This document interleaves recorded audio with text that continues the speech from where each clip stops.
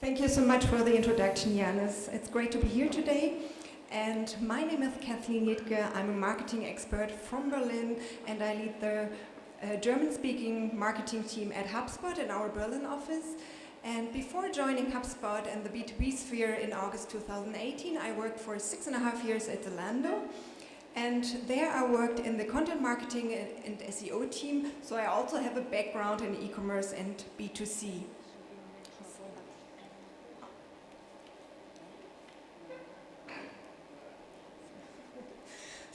And in my spare time, I love to write for my blog. I founded a blog on AI. It's called Landviewmachineai, together with a friend of mine. Her name is Tina Nord. She's also a marketing expert from Berlin. And there we write about all AI topics, our learnings, and our progress in this field. So please feel free to go to the web address, and we also publish blog posts in English.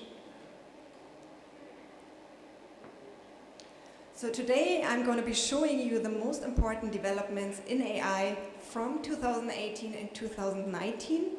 And basically I want to start here with an overview so you can see the most important developments. And when we look at Germany specifically, we can see that the federal government published its AI strategy back in Q4 until 2018.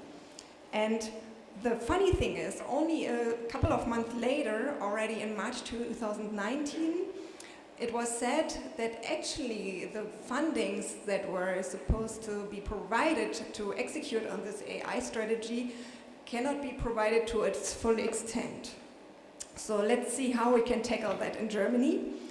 And another interesting aspect is that AI is the theme of the Science Year 2019 in Germany. So basically AI is everywhere. So you can find it at many different levels. It can be at economic level, at political level, at innovative level, at entrepreneurial level, basically everywhere. And AI is also a big topic at many conferences now. And one of the largest conferences took place 1 month ago. It's called the World's Leading AI Summit, and it took place in Amsterdam. So to break down all the developments in 2018, I clustered them into 4 main topics. The first one is automation, and there we tackle questions such as, what is AI actually capable of doing? What kind of tasks can it remove from our plates? The second topic is ethics, and there we look at the impacts of AI on society. And the third aspect is women and AI. So here we need to look at questions, how can we increase the workforce of females in the AI sphere? How can we make AI more interesting for women? And the last topic I want to talk about today is AI and world domination. So there it's really important and really interesting to see which country in the end will win the race for AI. But before we go too deep into these 4 topics, I would like to give you a broad understanding of what AI is. So basically, I would like to ask you, what's the first association when you think about AI? Any volunteers? What comes to your mind when thinking about AI? No one? Robots? Sorry? Was that robots? Yeah, robots, for example, is a perfect example. So basically, when we talk about AI, we see that almost everyone has an instant association with the topic, and that's why also the media loves to use this word. But what we rather need to focus on is the word machine learning, the term machine learning. And there we can see that, for example, machine learning is not that difficult. It's basically a combination of statistics and programming. So you start with a huge data set, and then that can be, for example, pictures of dogs and cats, and then you use statistical methods and algorithms, and then you can, in the end, recognize patterns and relations. And based on these patterns and relations, you can derive calculations and also recommended actions and likelihoods from it. So basically that's what you do when you sit on your couch in the evening and you binge watch Netflix. Netflix is doing exactly this. So based on your user behavior, on your preferences, what kind of series you love, for example, Game of Thrones or so, they in the end will come up with recommendations for you which movies or which series to watch. The same when you go to work in the morning and you use Spotify and you listen to your favorite music and artists. So basically, based on your behavior, based on your preferences, also Spotify will come up with recommendations for you. And also it's important to understand that basically the algorithms are fed with data. So data is the blood of AI. And what we can see now is that AI is already capable of analyzing data much faster and more efficient than we humans can do this. And this leads me to my first big topic, that's automation. So basically automation went through the press in Germany in March 2018 because of the fact that the big European online fashion retailer Zalando laid off 250 of its marketeers. So basically the whole marketing team was laid off. And then the press raised the question, okay, what is AI actually capable of and what can it do, what can't it do? And also, is it a job engine or a job killer?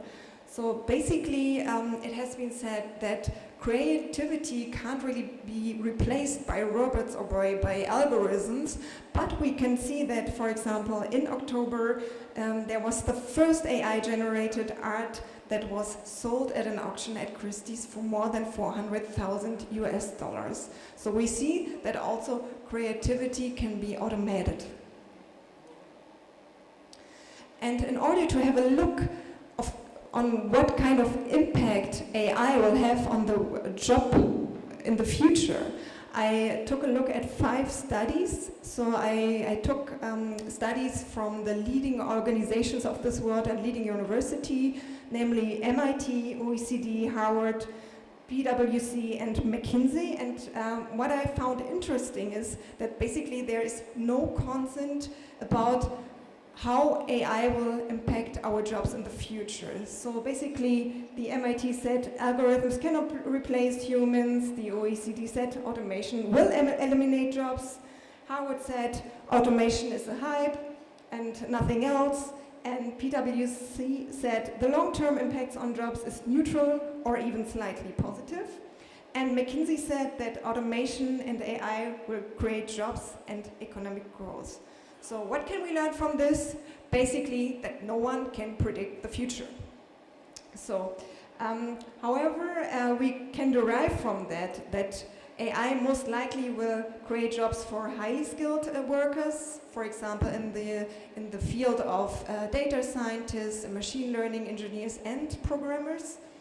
And of course, it's required in the future that we use our human judgment. So, because algorithms are not perfect, they can be biased, and we as humans have to decide what we are going to do with the data.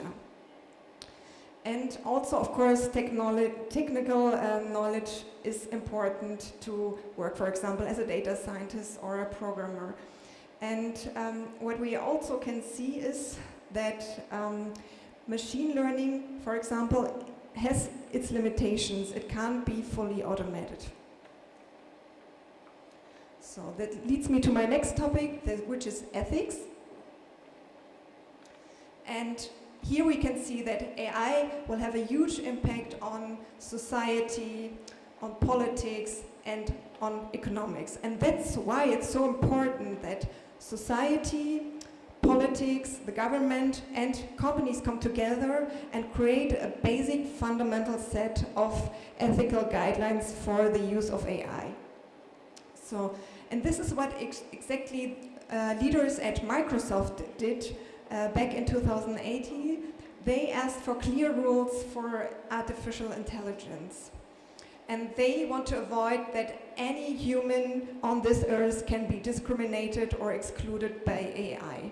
However, this is not always such an intrinsic motivation. Most of the companies on this planet rather use these kind of efforts for PR efforts. Of course, they want to have a good PR image. And this is the case, for example, with Google. Google created its own AI guidelines, but only after there were many protests from thousands of Google employees because of its involvement into a US military project. So basically, Google was supposed to evaluate pictures of drones. So, and they only stopped this involvement after the protest of thousands of Google employees. However, they said they want to continue working with the military in case these projects are compliant with their AI rules. And these kind of developments is what led to huge skepticism among the German population, regarding AI. So according to a recent study, we can see that only 15% of Germans are really in favor of AI. They see the benefits over the risks. And when I did some research about Greece, I also read that it's basically the same for the Greece population. There's really a mixture. So some of the Greece people are really enthusiastic about AI, and some others are really skeptical, and because they don't know what impacts AI will have, they don't know how this technology works and what kind of impacts it will have for the future. So, to break it down, we see three major ethical concerns. The first one is that AI is most likely to eliminate millions of medium and low-skilled jobs. The second concern we see is that algorithms have the potential to discriminate against age, gender, and race. And then the third concern we need to think about is that we need on the one hand, the required amount of data in order to make AI more advanced, and on the other side, we need to protect people using also data protection. So my next topic is women in AI, and that issue came up also in the end of 2018 and was raised by the Federal Association in Germany. And basically what they found out is that, of course, there is not enough workforce when it comes to female employees. So basically what they want to do is they want to increase the proportion of women in AI jobs, and they want to change the image of the AI industry. And they came to the conclusion why AI jobs are not that inspiring for women is because they think that women see this as rather dry and not really inspiring. I, as a female, can't really agree on this, but when we look at the numbers, we can see that there's only a few percentage of females really active as machine learning engineers. Also, there are only a few women who really present at AI conferences. And when we look at the leading technology companies in Silicon Valley, we can see that only 28% of the workforce there of CEOs and managers are female. And now I want to show you a video on the effects of Hi, camera. algorithm I've bias. got a face. Can you see my face? No glasses face? What about my hair? Well, back to my face. You can see her face. What about my face? Well, I've got a mask. Can you see my mask?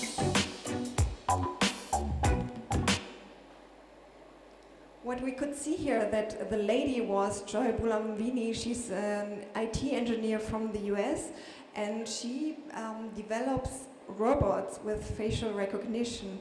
And what she found out is, when she used several data sets, is that the robots can't really recognize her.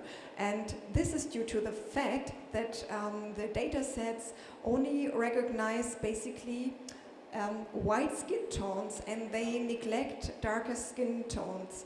And this is what leads to a heavy discrimination. And that's why we need to make sure that we not only have white males dominating the AI field, but we also bring in many diverse people. So in order to avoid this lack of diversity and to make our algorithms more robust and more diverse. And the first topic is the AI world domination. And here it's really interesting to see